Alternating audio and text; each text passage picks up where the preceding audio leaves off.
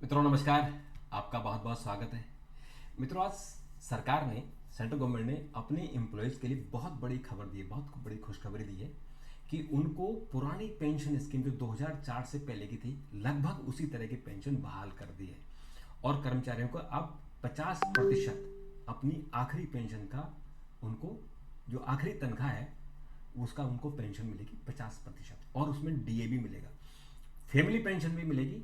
और जो लोग समय से पहले नौकरी छोड़ देंगे, यानी 25 साल से पहले नौकरी छोड़ेंगे, उनको भी 10,000 रुपये तनख्वाह मिलेगी। ये क्या है पूरा मामला, इस पर मैं आज बताऊंगा, क्योंकि आज प्रधानमंत्री नरेंद्र मोदी की अध्यक्षता में कैबिनेट की मीटिंग हुई है और उस कैबिनेट ने बहुत इंपॉर्टेंट डिसीजन लिए हैं।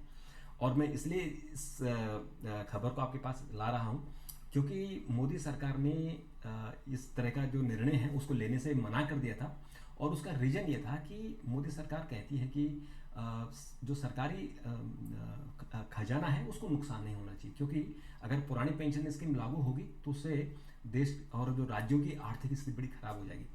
और प्रधानमंत्री ने ही टीवी सोमनाथन जो उस वक्त फाइनेंस सेक्रेटरी थे, उनकी अध्यक्षता में एक समिति बनाई थी, अभी वो कैबिनेट सेक्रेटरी उनको बना दिया गया, तो उन्होंने एक बड़ी गहन चर्चा के बाद उन्होंने अपनी रिपोर्ट जमा की थी। और उस रिपोर्ट आज प्रधानमंत्री जब यूक्रेन से लौटे तो उन्होंने कर्मचारियों को और जेसीएम को बुलाया और उसमें वहाँ उन्होंने उनको बताया, शिव गोपाल जी उसमें थे, कि हम आपको ये पेंशन देने वाले हैं। और वो पेंशन आज उन्होंने कैबिनेट में डिसीजन ले लिया और कैबिनेट में क्या डिसीजन है उसके बारे में मैं आपको उसकी एक एक करके उसकी मैं आपको जानकारी देता हूँ। कैबिनेट के बहुत सारे डिसीजन हुए, जैसे आज वो विज्ञान धारा स्कीम बहुत अच्छी स्कीम है, इसके बारे में आपसे बात करूंगा। लेकिन पहले जो हम बात कर रहे हैं, क्योंकि ये कर्मचारियों से जुड़ा हुआ है और इस स्कीम के कारण बीजेपी हिमाचल, तेलंगाना, कर्नाटक चुनाव हार गई थी और लोकसभा के चुनाव में भाजपा हार गई थी, यानी 303 सीटों से गिरकर 240 पर आ गई थी। तो ये एनडीए की सरकार है, बीजेपी की सरकार नहीं है। वो सिर्फ एक तो अग्निवीर योजना को लेकर हारी थी, एक ओल्ड पेंशन स्कीम को लेकर हारी, और तीसरा वो रिजर्वेशन को लेकर जो राहुल गांधी ने कहा था कि ये 5 संविधान बदल देंगे, उसको लेकर। तो ये 3-4 कारणों से, और उसमें एक किसान वाला भी था, इसके कारण बीजेपी हारी है। तो अब उसको, चूंकि 4 राज्यों के चुनाव होने वाले हैं, हरियाणा और जम्मू कश्मीर की घोषणा हो चुकी है, महाराष्ट्र और झारखंड की होने वाली है, और फिर उसके बाद फिर दिल्ली की घोषणा होगी, और इस तरह से जो राज्यों के चुनाव हैं। तो अब मोदी जी को लगता है कि कहीं हम इसका नुकसान और ना हो जाए, तो इस स्कीम को हम लागू कर देते हैं। इसमें जो सबसे अच्छी है बात यह है कि आपको, जब आप रिटायर हो रहे होंगे, उससे 12 महीने पहले की जो आपका बेसिक पे होगा उसका 50% आपको पेंशन की गारंटी दी जाएगी, यानी आपको पेंशन देगी। ये आंध्र प्रदेश की योजना है, इसको लागू किया जाएगा। दूसरा कि आपकी क्वालिफाइंग जो सर्विस है वो 25 साल होनी चाहिए। 25 साल की नौकरी होगी तो आपको 50% गारंटी मिलेगी। अगर आप 10 साल की नौकरी करते हैं और 25 साल से पहले छोड़ देते हैं तो आपको 10,000 रुपये मिलेगी। और मृत्यु के बाद जो एश्योर गारंटी होती है, यानी फैमिली पेंशन होती है, वो आपके पेंशन का 60% मिलेगा। समझ गए? यानी जितनी आपको मिलती थी, माना जाए कि आपकी तनख्वाह, आपका पेंशन 50,000 बन रही है, तो 50,000 का 60% मिलेगा। अभी जो पुरानी पेंशन स्कीम में क्या होता था कि जो आश्रित को मिलती थी वो 50% हो जाती थी, लेकिन उनकी पेंशन ज़्यादा थी। लेकिन इसमें एक चीज़ जो सरकार ने की है वो मैं आगे उस पर आपको बताऊंगा। लेकिन ये भी जो 60% दी, ये कम नहीं है, ये भी आप फैमिली पेंशन बहुत ज़रूरी थी, तो ये हो गई है। 10,000 रुपये तब मिलेगी जब आप 10 साल की नौकरी करते हैं और 25 साल से पहले आप रिटायर हो जाते हैं। इसके अलावा जो मित्रों, इसमें बहुत सारे सवाल पूछते थे मुझसे कि क्या इसमें डीए मिलेगा, तो बिल्कुल डीए मिलेगा।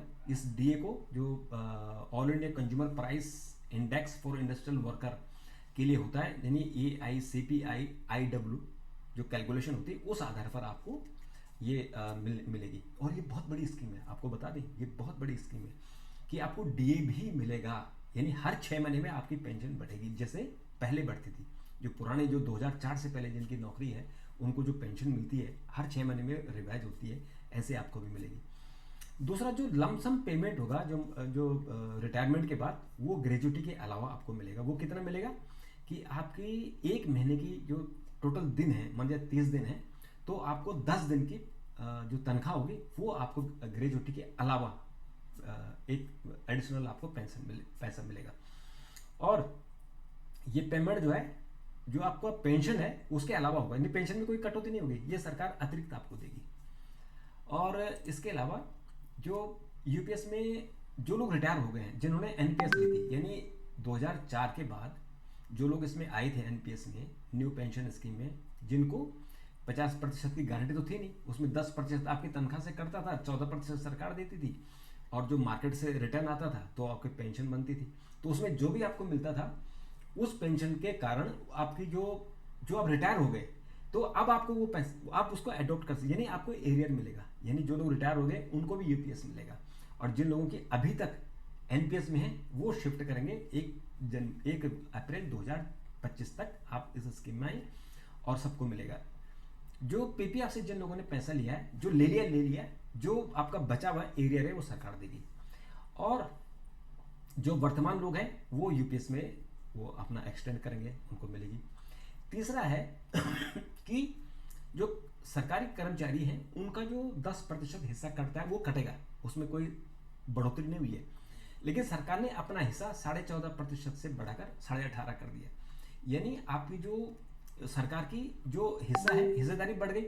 जैसे आपका 10% कटा, 18.5% सरकार का गया, दोनों मिला के 28.5% हुआ। ये मार्केट में लगा, म्यूचुअल फंड में लगा, यहाँ से 10% या 15% रिटर्न आया, मान लीजिए 40-45% टोटल हो गया। अगर इसमें अब आपको 50% की गारंटी देनी है, तो जो भी हिस्सा बचेगा वो सरकार टॉप अप करेगी, यानी सरकार की गारंटी है वो आपको 50% देगी, आपकी सेहत पर कोई फर्क नहीं पड़ने वाला है। और इसके अलावा इसमें जो 1/4/2024-25 से ये लागू होगी, और इसमें जो भी लीगल या जो भी उसके चार्जेस लगेंगे ट्रांसफर पोस्टिंग को तो शेयर किए जाएंगे ही। और इसके अलावा सेंट्रल गवर्नमेंट के जो 23 लाख कर्मचारी जो अभी एनपीएस में आए न्यू पेंशन स्कीम में, तो वो सारे यूपीएस में शिफ्ट हो जाएंगे। और जो राज्य इसमें अडॉप्ट करेंगे, क्योंकि करना ही पड़ेगा, राज्य इसको स्वीकार कर ही देते हैं, तो वो भी जो है उनके मिलाकर 90 लाख हो जाएंगे। जैसे महाराष्ट्र सरकार ने कहा था, उत्तराखंड सरकार ने कहा था, जो बीजेपी शासित सरकार है, कि जो सेंट्रल गवर्नमेंट निर्णय लेगी हम उसे इंप्लीमेंट करेंगे, तो बाकी भी इंप्लीमेंट करेंगे। क्योंकि कांग्रेस ने कहा था कि हिमाचल में, तेलंगाना में, कर्नाटक में हम ओपीएस देंगे, लेकिन वो दे नहीं पाए, एक्चुअल नहीं दे पाए, क्योंकि उनके पास पैसा ही नहीं था।